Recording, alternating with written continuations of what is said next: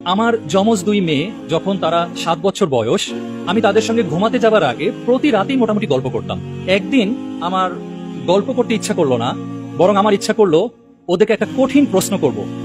7 বছর বয়স, এই যে তাকে নার্চার করছি, ইসলাম বিষয়ে জানছে, পরিবার থেকে অনেক কিছু শিখছে, আসলে ওরা কতখানি কি শিখলো আমার হঠাৎ একদিন এক রাতে পরীক্ষা করতে ইচ্ছা করলো। এবং আমার মনে হচ্ছিল এই পরীক্ষাটা আমার নেওয়া উচিত হবে না, তারপরেও আমি না নিয়ে থাকতে পারছিলাম না, কেন জানি। ঘটনাটা এমন, আমি আমার দুই মেয়ে, আবার বলি মনে মনে কল্পনা করবেন কিন্তু 7 বছর বয়সের দুজন শিশু, যথেষ্ট ছোট। তা আমি ওদেরকে জিজ্ঞেস করলাম, আচ্ছা আম্মু, ধরে নাও তোমরা অনেক বড় হয়ে গেছো এবং তোমরা রাষ্ট্রের গুরুত্বপূর্ণ দায়িত্ব পেয়ে গেছো। তো ওরা দুজন হাসে। আমি বললাম, ধরে নাও তোমরা রাষ্ট্রের বিচার ব্যবস্থার দায়িত্ব পেয়েছো, তোমরা বিচার কাজ সম্পাদন করো। ভালো কথা, ওরা বললো ঠিক আছে, ধরে নিলাম। তারপরে বললাম, একটা খবর বের হলো যে রাষ্ট্র থেকে, রাষ্ট্রের কোষাগার থেকে রাষ্ট্রের প্রচুর হাজার হাজার কোটি কোটি টাকা চুরি হয়েছে, লুটপাট হয়েছে, এবং এটা নিয়ে তো অনেক খোঁজ খবর চলছে। একটা পর্যায়ে চোর ধরা পড়ল এবং প্রমাণ হয়ে গেল সেই ব্যক্তিটাই চোর। তো ওরা হাসছে, ওদের কাছে খুব ইন্টারেস্টিং লাগছে ঘটনাটা। তা আমি বললাম, আম্মু, প্রমাণ হয়ে গেল যেই চোর ধরা পড়েছে সেই চোর আমি, তোমার আব্বু। তো ওরা তখন হেসে দিল, বলে, আব্বু তুমি তো চুরি করবা না।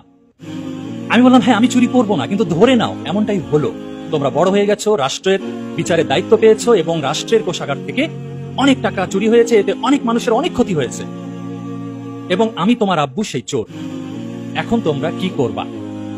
বিশ্বাস করেন, ওদের চোখ ভিজে গেল। আমি দেখলাম দুজনের চোখ ভিজে গেল। 3 থেকে 5 সেকেন্ডের মধ্যে জবাব দিল, আব্বু তোমার হাত কেটে দেব। আমার গায়ের লোম খাড়া হয়ে গিয়েছিল। আমি ভেবেছিলাম ওরা অন্য কিছু বলবে। 3 থেকে 5 সেকেন্ডের মধ্যে ওদের চোখ দিয়ে পানি পড়ছে আর বলছে, আব্বু তোমার হাত কেটে দেব।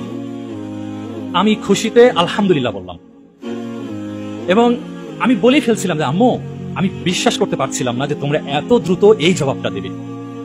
একটু পরে একটা টুইস্ট ঘটল এবং এখানে শিশু সুলভ একটা আচরণ প্রকাশ পেল।